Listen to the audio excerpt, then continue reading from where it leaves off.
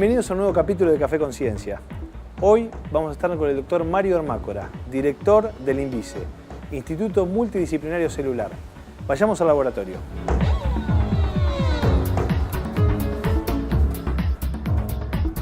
Mario. Bueno, bienvenido a mi laboratorio. Muchas gracias por recibirnos. Realmente es maravilloso estar en estos lugares. Sí. Contanos un poco cuál es la actividad que desarrollan vos y tu grupo en este laboratorio. Bueno, este es el Laboratorio de Biología Estructural del INVICE. Aquí lo que se estudia es básicamente la estructura de las proteínas. Las proteínas son un objeto de estudio científico fascinante. Hace 30 años que me dedico a la investigación de proteínas aquí en Argentina y en el resto del mundo, y son una fuente inagotable de placer científico para su abordaje. ¿Por qué? Porque las proteínas son objetos ultra diminutos, son el componente más pequeño que se puede aislar dentro de una célula, capaz de tener vida propia, entre comillas. Las funciones biológicas todas residen en las proteínas. De hecho, las proteínas se pueden aislar del contexto celular y hacerlas funcionar separado de cualquier célula. El hombre utiliza eso mucho en lo que se conoce hoy como la biotecnología. Por ejemplo, en los procesos fermentativos para hacer cerveza o para hacer vino se utilizan enzimas, que son proteínas, que hacen lo que harían dentro de una célula, pero aisladas del contexto celular. Además, las proteínas últimamente se han convertido en un centro de gran interés porque constituyen los mejores fármacos que el hombre fue capaz de diseñar, sobre todo para tratar enfermedades como el cáncer y grandes enfermedades que en este momento están atacando a la humanidad. Y las proteínas que se usan en farmacología, por ejemplo, o en procesos industriales, son proteínas de diseño. El hombre las rediseña basándose en las propiedades de las proteínas naturales. ¿Hace alguna modificación para lograr un efecto, digamos, claro, con esa proteína? Las proteínas son tan pequeñas que no podemos utilizar, por ejemplo, la luz convencional para poder verlas. Tenemos que usar rayos X, como si fuéramos Superman, ¿no es cierto? La luz convencional no nos alcanza, hay que tomarles una fotografía para poder entenderla. Además, para poder tomarles esa fotografía, primero hay que inmovilizarlas. Bueno, previamente hay que purificarlas también, ¿no? O sea, lo cual no debe ser nada sencillo. No. Y esas son las tareas que se realizan en este laboratorio. Producimos grandes cantidades de una proteína que nos interesa por razones farmacológicas o por razones de función en un proceso industrial o simplemente porque tenemos una pregunta científica que queremos contestar. Las aislamos, las purificamos, luego las inmovilizamos y les tomamos fotografías de rayos X. Nosotros llamamos a eso determinar la estructura tridimensional de la proteína. Una proteína típica tiene 30 a 40.000 átomos, para que te des una idea. Claro, sí. No es una cosa muy sencilla entender cómo son y cómo funcionan. Modelizar y hacer modelos de ellos. Una vez que las conocemos lo suficientemente bien, las rediseñamos para que se adapten a lo que nosotros queremos hacer. Le cambiamos algunos átomos, le ponemos otros, ¿no? Y a eso se llama ingeniería de proteínas. Y es toda una rama de la biotecnología. Claro, sí. Ese es el tipo de trabajo que se hacen acá, ¿no es cierto? Tanto por interés científico como por desarrollos. Por ejemplo, en este laboratorio donde estamos parados en este momento, se diseñó y desarrolló una proteína que hoy es utilizada para hacer test diagnóstico de enfermedades, de patologías diabéticas en los hospitales nacionales, que está patentada y que está, digamos, ya en servicio desde hace muchísimos años. Y eso se hizo con esta ingeniería de modificación. Exactamente. La ingeniería no se hace directamente sobre las proteínas, eso es lo interesante, se hace directamente sobre el DNA, que es el mapa o el código que permite la construcción de cada una de las proteínas. Está la biblioteca con la información para generarla, digamos. Típicamente en una proteína, en una célula, hay varios millones de proteínas diferentes. Y esas proteínas diferentes se comunican entre sí, trabajan coordinadamente, forman estructuras superiores, más complejas, hablan de célula a célula, y por eso vos tenés, por ejemplo, que una neurona es capaz de procesar una señal nerviosa y elaborar algo tan sofisticado como un pensamiento o las ideas que yo te estoy comentando en este momento. Una célula de la retina es capaz de procesar la luz y proveernos una imagen. Todos esos procesos están llevados adelante por proteínas. Claro, sí. Es decir, serían los ladrillos básicos de todo lo que ocurre en nuestra vida. Exactamente, y así como en el INVICE se estudian desde el hombre, pasando por los animales, las células, aquí estudiamos los componentes más pequeños de las células, o sea, las proteínas. Es increíble cómo ustedes pueden bucear en este mundo tan pequeño y encontrar la forma de darle nuevos usos, sí, que nos contabas recién. Todo este tipo de actividades es un poco lo que nosotros le queremos contar siempre a la gente, las actividades que realizan nuestros científicos y cómo su trabajo va impactando en nuestro día a día, ¿no? Desde un fármaco que nos da una calidad de vida mejor hasta, como hablábamos en algún momento, un elemento de limpieza, un detergente. Todo este tipo de desarrollos que hacen nuestros científicos en los laboratorios impactan en el día a día de las personas. Mario, te invito a tomar un café. Muy bien. Nos vemos después del corte y seguimos charlando sobre el INVICE.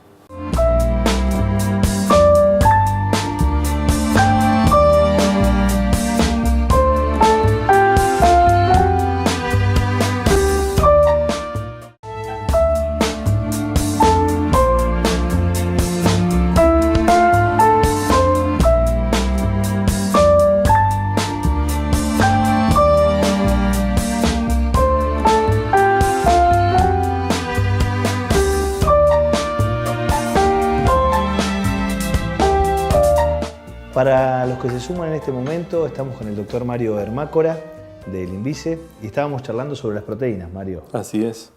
Bueno, me contabas que desarrollaron una proteína que tiene una aplicación muy particular. Sí, esa es una proteína que desarrollamos en nuestro laboratorio hace unos 10 o 12 años. Fue nuestro primer gran desarrollo con gran impacto, digamos, por ingeniería de proteínas. Pudimos fabricar en gran cantidad una proteína natural muy compleja que se utiliza para hacer diagnóstico de enfermedad diabética, ¿no? En kit diagnósticos, y esa proteína modificada por nosotros y producida en gran cantidad se está utilizando actualmente en los sistemas de hospitales nacionales para hacer este diagnóstico. Claro. Bueno, esa es una de las aplicaciones que normalmente vemos, cómo los desarrollos en el laboratorio terminan impactando en nuestra sociedad, en los usos cotidianos. Pero bueno, el INVICE es mucho más. Sí, yo quería hablar sobre eso porque es lo que más me impresiona a mí del INVICE. El INVICE es un instituto multidisciplinario de biología celular. Tiene una característica fundamental que es la amplitud de los temas biológicos que trata y el número de distintas disciplinas que trabajan bajo el mismo techo. El INVICE fue fundado hace ya casi 40 años por el doctor Néstor Bianchi, que es uno de los exponentes más altos de la ciencia argentina.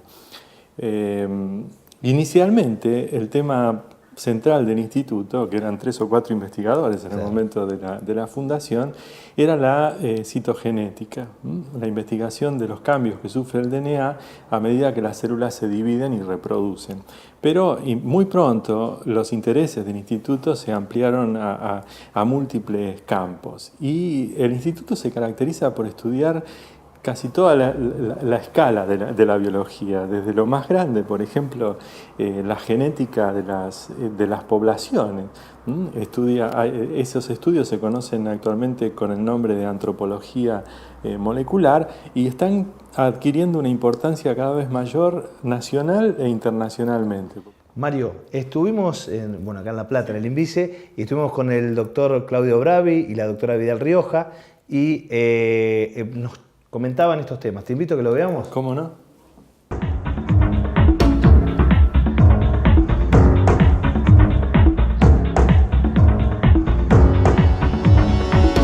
Estamos en el Laboratorio General del INVICE, el Instituto Multidisciplinario de Biología Celular de La Plata. Pertenezco al Laboratorio de Genética Molecular Poblacional del INVICE, un espacio de trabajo en el que nos dedicamos a estudiar el origen y evolución de las poblaciones humanas, especialmente el origen de los nativos originales del continente, y también estudiamos de qué modo se produjo el mestizaje, la mezcla de diferentes poblaciones humanas a lo largo de la geografía de nuestro continente. Me acompaña la doctora Vidal Rioja, otra investigadora que trabaja también en el área de genética forense y evolución de camélidos sudamericanos. Efectivamente, soy la doctora Lidia Vidal Rioja, investigador principal del CONICET, y dirijo un laboratorio donde trabajamos en genética molecular en dos grandes líneas, una de genética molecular humana y otra de genética molecular animal, específicamente sobre camélidos sudamericanos. En el laboratorio nuestro también tenemos un servicio de identificación genética. Ese servicio determina, a través del análisis del ADN, problemas de paternidad, maternidad y otros vínculos biológicos.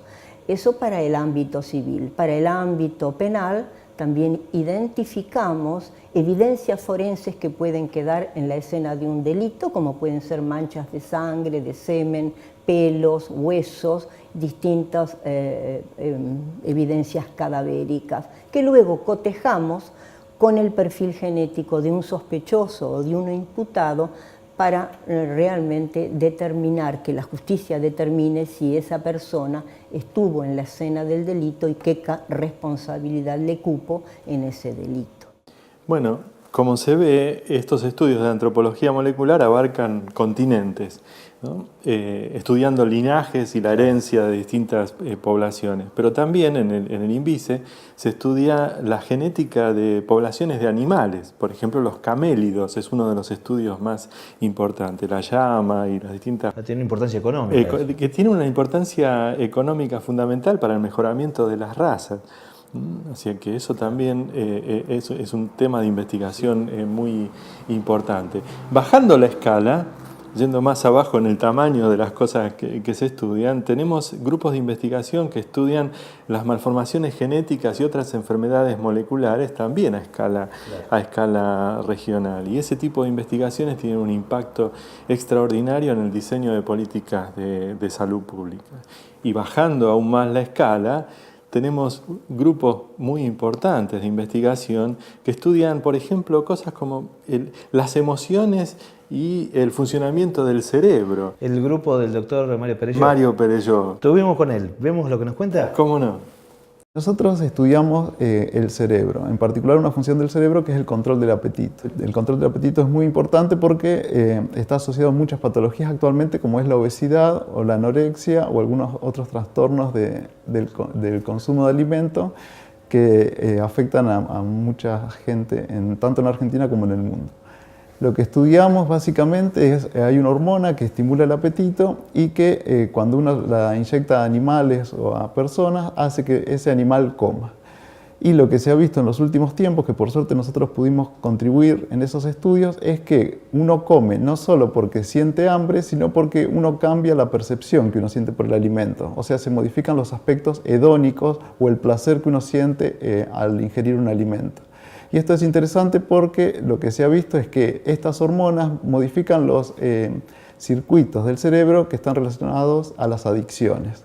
O sea, hay muchos estudios clásicos en los cuales se ha estudiado, por ejemplo, la adicción a la cocaína, a la nicotina o al alcohol, que se activa una vía que se llama vía mesolímbica, que genera placer, ¿no? Y uno, una vez que lo prueba, quiere insistir sobre ese estímulo. Y lo que se ha visto es que las dietas altas en grasa, por ejemplo, activan esta vía mesolímbica y que las hormonas en plasma también modulan cómo estas hormonas van a impactar sobre la vía mesolímbica.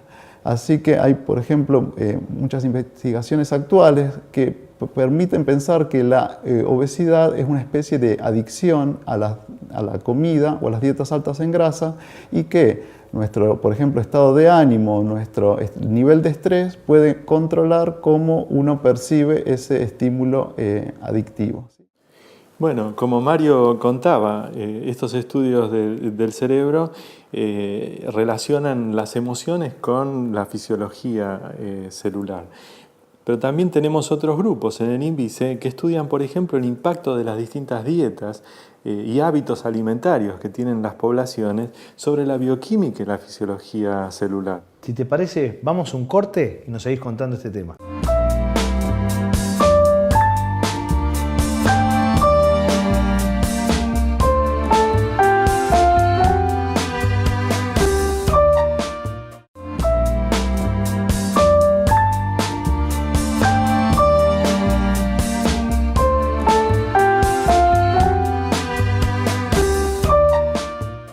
Cuando nos fuimos al corte nos comentabas sobre la línea de investigación de hábitos alimentarios. Sí, justamente porque las sociedades modernas van adquiriendo distintos hábitos alimentarios. Por ejemplo, el consumo de grandes cantidades de fructosa que están en las bebidas gaseosas convencionales. Ese es el trabajo del doctor Giovan Battista. Estuvimos con Andrés Giovan Battista, te invito a que veamos sus imágenes.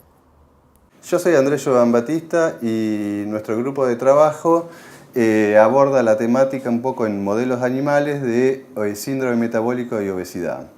Dentro de las líneas que se han abordado en los últimos tiempos, hay dos que están relacionadas con esa temática y que estudian un poco lo que es el impacto del consumo de fructosa en animales que están preñados o están lactando, pero a nosotros nos interesa ver lo que es el impacto sobre las crías, porque se sabe que en humanos todo lo que es el entorno en útero y durante las primeras etapas de la vida influye en el desarrollo del organismo y aumenta la susceptibilidad de desarrollar obesidad o síndrome metabólico, que sería una etapa previa a la obesidad.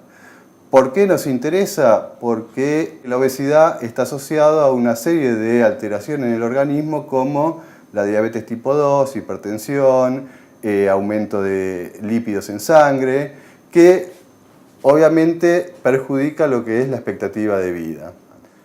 Y uno de los tejidos más afectados cuando hay un aumento de peso justamente es el tejido adiposo, el tejido graso. Y ese es otro punto que a nosotros nos interesa y que estudiamos, es cómo se expande el tejido adiposo y cuáles son las consecuencias del tipo de expansión. Una de las metodologías que usamos nosotros en el laboratorio son cultivos celulares. Los cultivos celulares, lo que se llaman cultivos primarios, que significa que se utilizan células que se sacaron de algún tejido del organismo.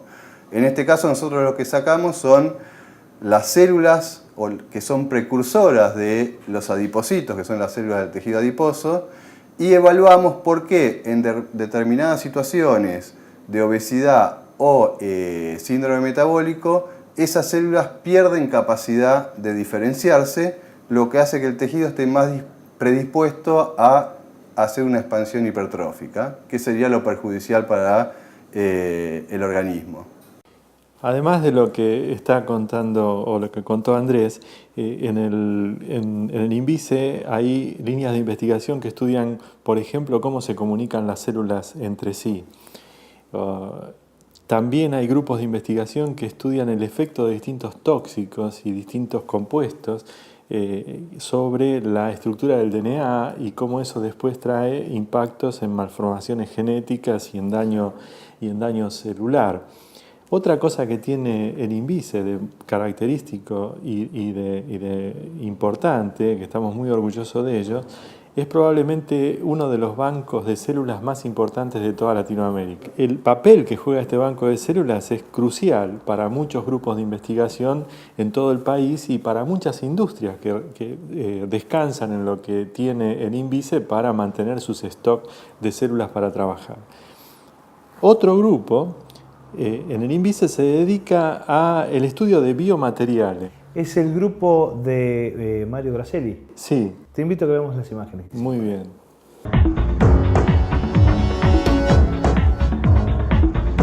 Nuestro laboratorio, llamado Laboratorio de Materiales Biotecnológicos, se dedica a la modificación de polímeros. Los polímeros son lo que normalmente denominamos plásticos. Los plásticos realmente han revolucionado la vida cotidiana, ¿no? En los últimos 40 años montones de, una variedad de materiales han invadido nuestra casa y han mejorado nuestra vida. Lo mismo ha pasado en los laboratorios de investigación. En los últimos 20 años ha ocurrido una gran estandarización de todos los procesos y eso hace que se pueda evolucionar más rápido en la ciencia.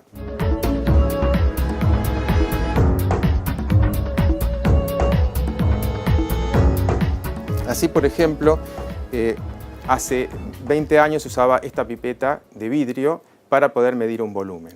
Hoy utilizamos estos pequeños tips que son descartables. Y para eso, por ejemplo, tenemos estas micropipetas automatizadas.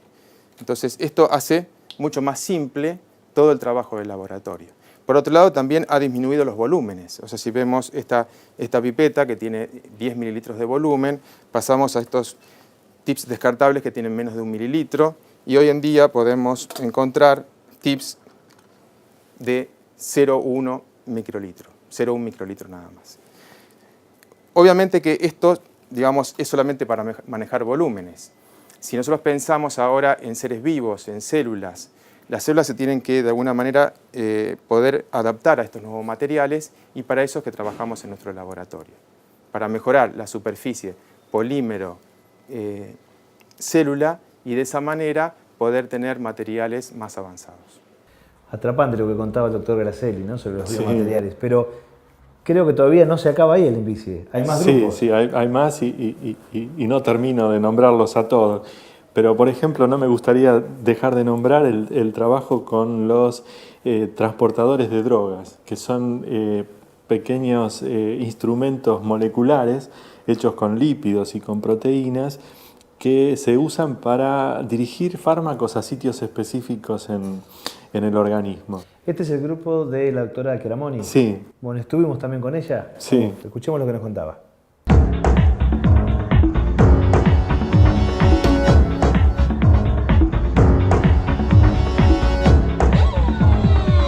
Nosotros nos dedicamos al estudio y el desarrollo de transportadores para el envío y liberación controlada de fármacos. Hay varias líneas de investigación que estudian distintos tipos de transportadores. Estudiamos liposomas para la aplicación en tratamientos de obesidad. Estudiamos también emulsiones para la administración de antipsicóticos y tratamientos de distintas enfermedades. Utilizamos nanopartículas proteicas para aplicación en drogas quimioterapéuticas. Sistemas lipídicos también para la administración tópica de fármacos. Y además estudiamos la aplicación de liposomas en la industria de alimentos para fortificación de alimentos acuosos.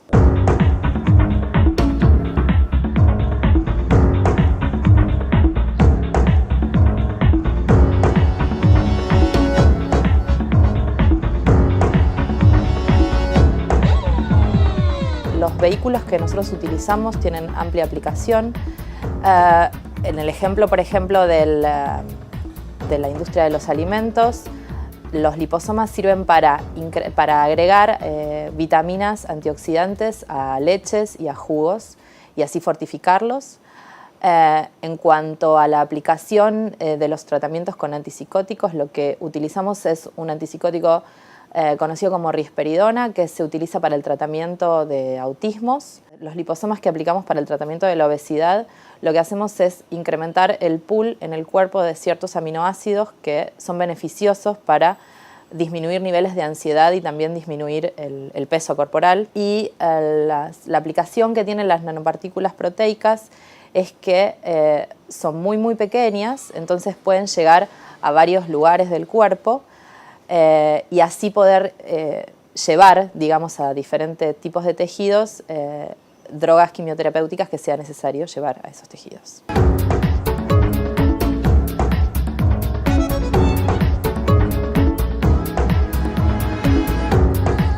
Bueno, realmente lo que nos contaba Nadia también interesantísimo, es cada línea que vamos viendo de investigación del INVICE nos va atrapando. Realmente es inabordable el INVICE en un solo capítulo, así que bueno, nos comprometemos a volver en algún momento a charlar con todos ustedes, Mario. Sí, es inabordable, pero además el entusiasmo que nos da a nosotros trabajar en estos temas también es inalcanzable. No nos cansamos nunca. La verdad es que cada uno de estos temas a nosotros nos atrapa, nos fascina y nos lleva a seguir adelante realmente. Bueno, Mario, muchísimas gracias por haber estado con nosotros. Y bueno, ¿qué más agregar a todo lo que nos dijo? Nos vemos en el próximo capítulo de Café Conciencia.